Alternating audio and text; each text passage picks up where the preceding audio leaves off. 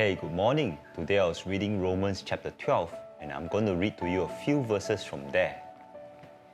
Romans chapter 12 verse 9 says, "Let love be without hypocrisy. Abhor what is evil, cling to what is good. Be kindly affectionate to one another with brotherly love, in honor, giving preference to one another." Then it goes on to say in verse 14, "Bless those who persecute you, bless and do not curse. Rejoice with those who rejoice and weep with those who weep. Be of the same mind toward one another. Do not set your mind on high things, but associate with the humble. Do not be wise in your own opinion." In verse 18 it says, "If it is possible, as much as depends on you, live peaceably with all men."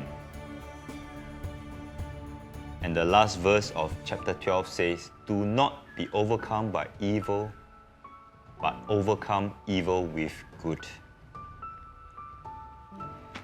I'm reading from this. This is actually the Marriage Bible. And it's by this awesome couple. Let me find their names.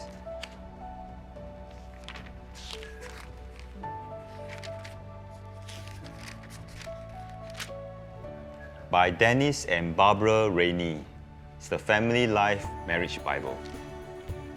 Throughout the Bible itself, there are many snippets where they give truths and nuggets for married couples. So today I'll read to you this portion here about living peaceably with all men. So this is what it says. "The longer I live, the more I realize how difficult it is for many couples to live out the instruction of Romans 12 verse 18, where the Apostle Paul advises us, if it is possible, as much as depends on you, live peaceably with all men." Living peaceably means pursuing peace. It means taking the initiative to resolve a difficult conflict rather than waiting for the other person to take the first step.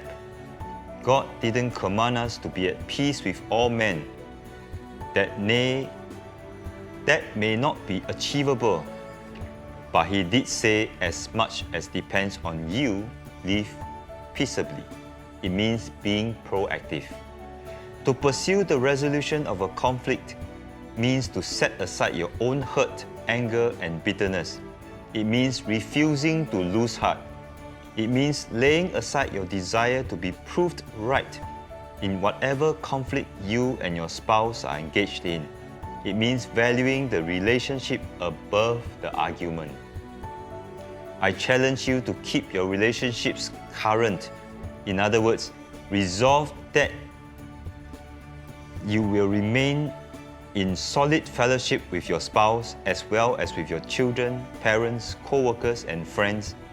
As much as depends on you, live peaceably with all men. Don't allow Satan to gain a victory by isolating you from someone you care about. Instead, reach out and make sure you resolve your conflicts in a way that helps to make your relationships all that God intends them to be.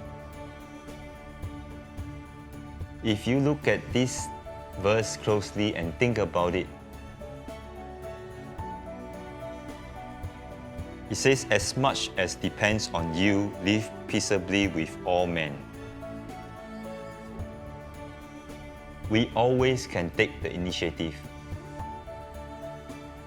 As long as we humble ourselves, we can take the first step. Whether the other person will accept or not, let us be the one to take the first step, whether we are right or wrong, to seek reconciliation. For this is the heart of God for us, to love without hypocrisy, to love unconditionally. This is what He has called us to be. To love beyond the differences in opinion, to love beyond the differences, our differences, and to allow the Lord to work in us and work in them. But not to worry about that part first, but to love first. This is such a difficult thing. But then the Lord said that He has given us the grace because He first loved us so that we can love.